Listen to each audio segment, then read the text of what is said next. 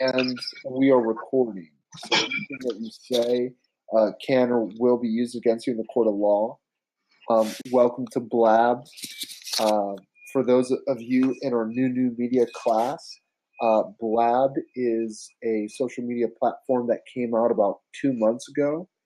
And what it is, it's a platform that integrates with Twitter. And if you have a Twitter account, you can sign up with Blab, and you can live stream conversations with people all around the globe.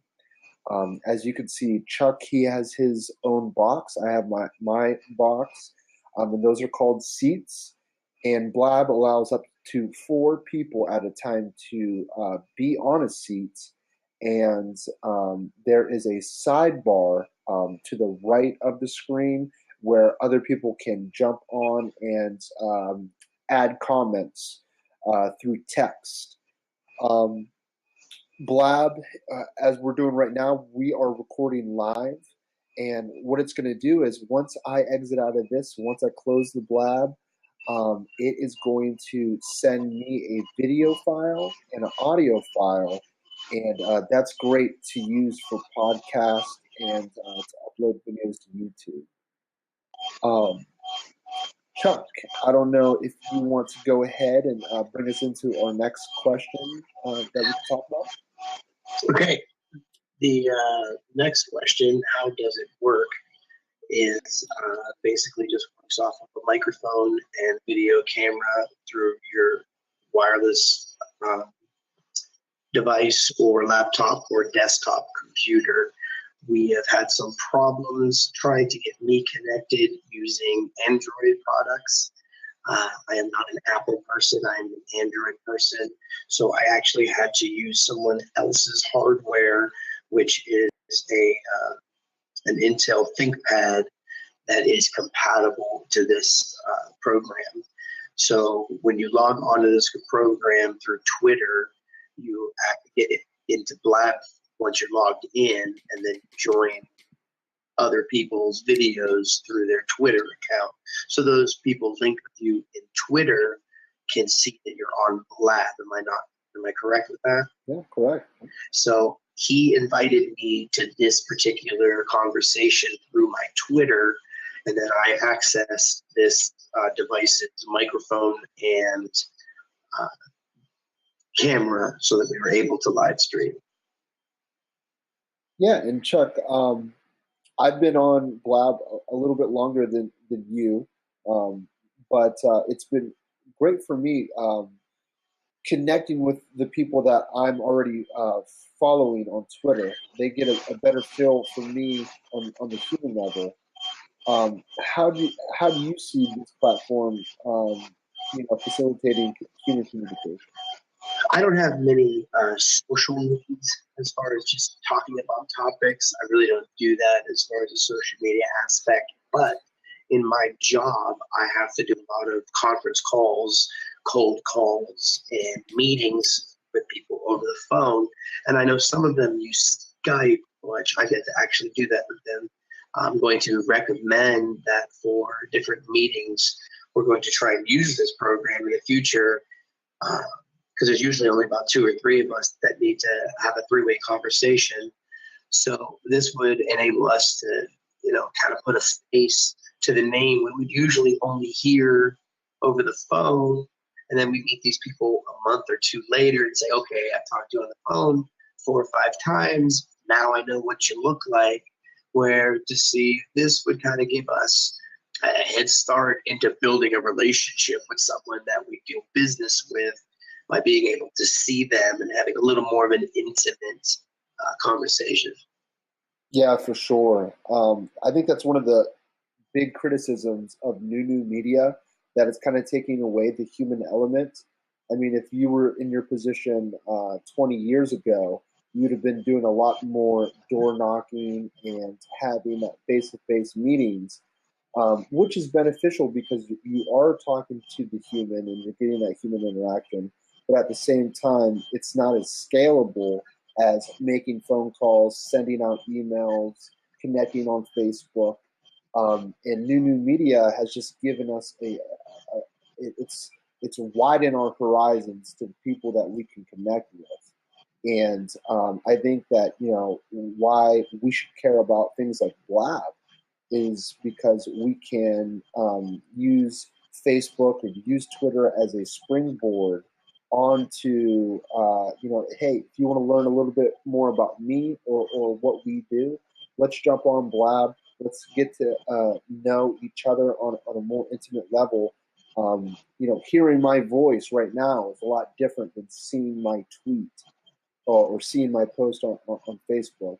And it just gives us a scalable level to network and communicate with people. So that's why I think we should care about it. You have some background noise happening there. Nope, it's gone now. How does this sound? I lost you. You lost me? I cannot hear you. You can't hear me. Can you hear me now? Can you hear me now? You can't hear me now. Can you hear me? Yes, I can hear you. You can hear me. I cannot hear you. Okay. There was a background noise, and then now your mic's gone, but the background noise is gone too.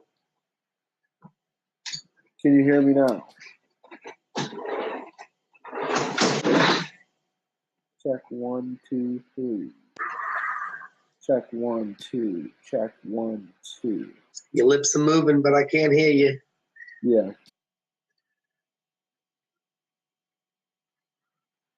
Can you hear me now, Chuck? Can you hear me now, Chuck? No, you can't. No, nothing. So I think that this program definitely facilitates the human connection in adding emotion to a conversation. If you're doing this in a social aspect, you can get more of a feel on someone's dynamics, sometimes over text or over phone. You may have ambiguous conversation that is not picked up on, the nonverbals or the tone of voice can be misunderstood, but seeing someone face to face would definitely add to, no misunderstandings in the conversation by, ambiguous material. You would have a more direct contact with the other people in the meeting, state of mind, attitude, and emotions.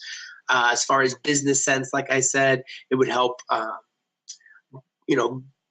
grow a relationship with two people that either only communicate over letters or emails or phone, to where this will give you the same as a social aspect for being in touch, with someone's passion about their work, or, sincerity or professionalism, even a couple other aspects, I'm sure. So it definitely does facilitate the human interaction and communication. And then I'd say the wow factor in it, I'm gonna say, even though we've had a few technical problems, me at first, and now we've lost some microphones here, that it's very easy to use. It's still in the beta stage, so it's only going to go up from here as far as the quality and reliability of the program itself. This, I don't know if you could see it on the recordings, but we keep giving each other these little bubbles, which is props. So if you'd like what somebody has to say, you can give them props, or if you agree with them, or if you think they're doing something in the conversation that is, moving things along, you can give them a couple props. And I think that will interact with Twitter to maybe move this conversation up as far as its news feed. I'm not entirely sure how that works, but it also adds an element of, you can show somebody that you're appreciating or agree with what they say without interrupting them or getting off topic by bringing it up and saying, hey, I think you did something nice. I can just give you props, and the conversation can go uninterrupted. The wow factor also comes into play with communication. This is technology at its finest. I can look at somebody for a school project. We can work on this, in a short amount of time and get things done using technology. It's that the technology we're using, it happens to be what we're reporting on. So it definitely gives us a head start in the right direction as far as the technology goes. It's unique in some ways to where you can have multiple people in your conversation. I know Skype is one-on-one or certain groups, to where this is more of a social aspect of it. So people who use Twitter can see that you're on here and join a conversation about a topic, or catch up with you on something. I see this having more application in the work for myself, but those who are social butterflies can get a lot of use out of this as well. This is definitely similar and different from Skype or other video messaging that I've used, in that it seems to be a more personal chat. I think that's all I have. Okay. Well, thank you for having this conversation, working on this product, and thanks to everyone in the New Media class and Professor Tyus. We will talk to you later.